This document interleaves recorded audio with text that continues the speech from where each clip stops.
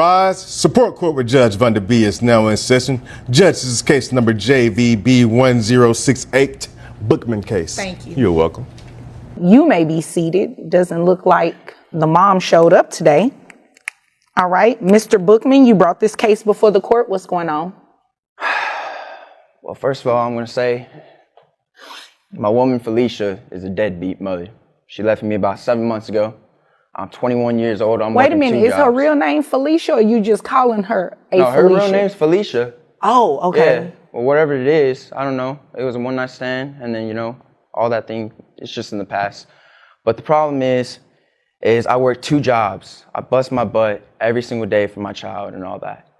And the problem is I pay about $108 in insurance, but the mother doesn't do anything. She doesn't pay. I mean, look at right now. It's irresponsible. She's sitting not even there.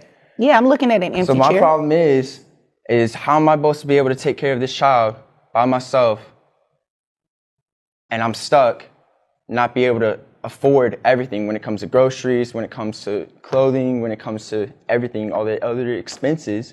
I don't know what I'm supposed to do. Okay. How long has your child, it's a boy or girl? It's a boy. Okay. How long has he been living with you? 7 months. All right. So she took off 7 months ago? Yeah, and never hit me back up again. So you were the fling? Bookman strides into the courtroom with a fire in his voice and a heavy heart. At just 21, he's done holding back. He's calling out Felicia, the absent mother of his child, for ghosting him and leaving him to shoulder the full weight of parenting alone. He opens up about working 2 jobs, paying for health insurance, and juggling every responsibility while she vanishes into the night. His plea isn't for sympathy, it's raw, emotional, and unapologetically real. He's not here for drama, he's here to demand accountability. And that energy, it lights up. I want to say that. Well, you said it was a one-night stand, so Well, I'm not she gonna lie, got up man. and left you after, the morning after? Be honest, man, I might have took it a little bit more than what it intended to be. After one night? I love that woman a lot, but I guess, sadly she doesn't love me. Well, I believe in love at first sight too. So I get it. Totally understand. Okay. Take your time. It's man, I'm 21, and I had dreams and I had opportunities, and, myself, got carried away with women. And, all I'm asking is, for this woman to come into my child's life and be able to take care of what a mother should do, right? And my issue is that I'm stuck doing all these things while this woman, God forbid, I don't know where, is not even trying. And it sucks because I've reached out to her. I've contacted her.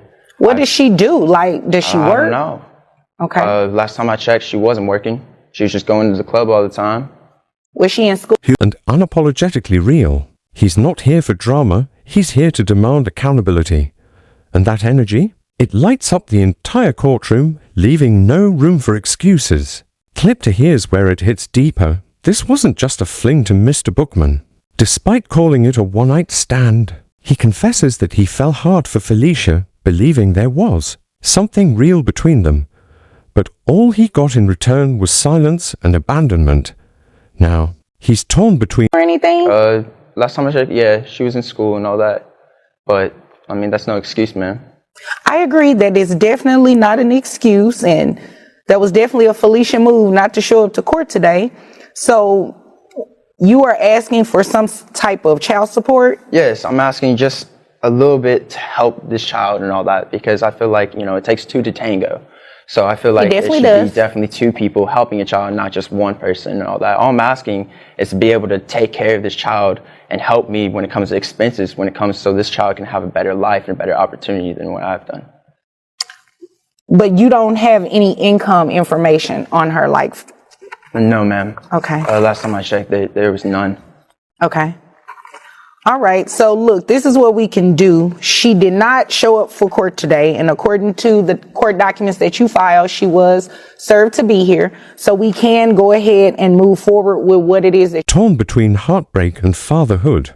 And it's clear he's wrestling with lost dreams while being forced to grow up too fast. His vulnerability cracks through the courtroom walls, raw and undeniable. It's a rare moment where pain meets responsibility, and the truth stands naked. Impossible to dress up.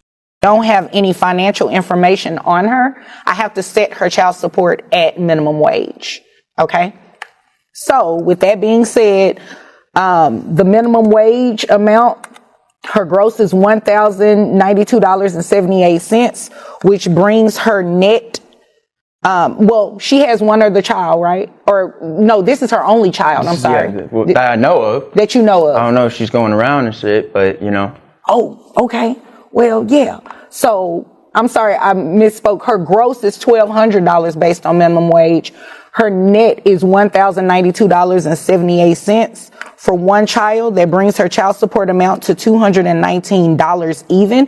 And you said you pay $108, correct, in health insurance? In insurance every month. Okay, so you will, she will have to reimburse that to you. And you said she's been gone about 7 months? 7 months. All right, so I'm also going to order that mom reimburse you for the back pay. So her child support obligation is $219 per month plus the $108. Then we're going to have her pay back child support for 7 months. This segment peels back even more layers. Mr. Bookman isn't just pleading for money, he's begging for something far more vital. A mother's presence in their child's life. He's not trying to hand off the responsibility he's already carrying. He's asking for a partner in parenting. Someone who will step up, not disappear into clubs or hide behind excuses. His words are a cry for fairness, a plea for balance. In a system where far too often only one parent is left to carry the weight, his voice shakes with emotion, but his message is crystal clear. 7 months.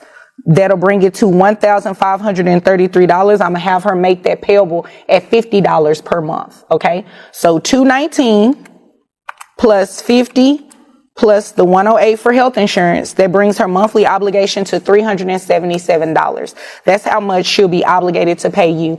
Now, without any income information, without knowing who her employer is, we don't have the information to send to her employer in order to deduct those payments. However, when she does find suitable employment and we're able to send the order to an employer, then we'll be able to deduct those payments. And in the meantime, she'll just be in arrears. The money will be in back pay. So how am I supposed to take care of this child? Well, you'll keep doing it as you've been doing, which I definitely commend you. However, until she is... This child deserves better than one parent. Doing the work of Doc Clip for now, Judge Vonda gets to work. With no financial information from the missing mother, she sets child support based on minimum wage just to $119 a month. On top of that, the $108 he pays for health insurance is now something she's been ordered to reimburse. The ruling, while fair, is undeniably frustrating. Mr. Bookman has been doing everything, and now she's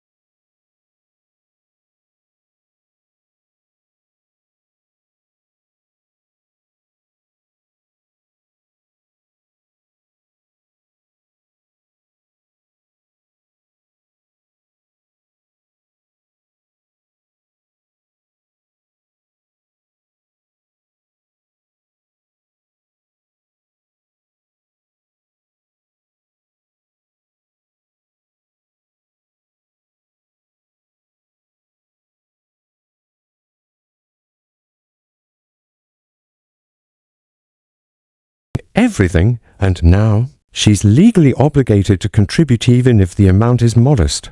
Still, it's a small win for a dad who's been carrying the world on his shoulders.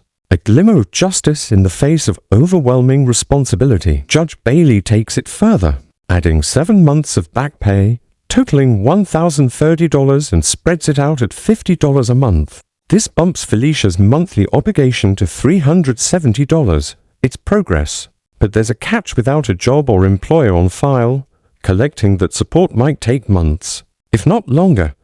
It's a victory wrapped in uncertainty.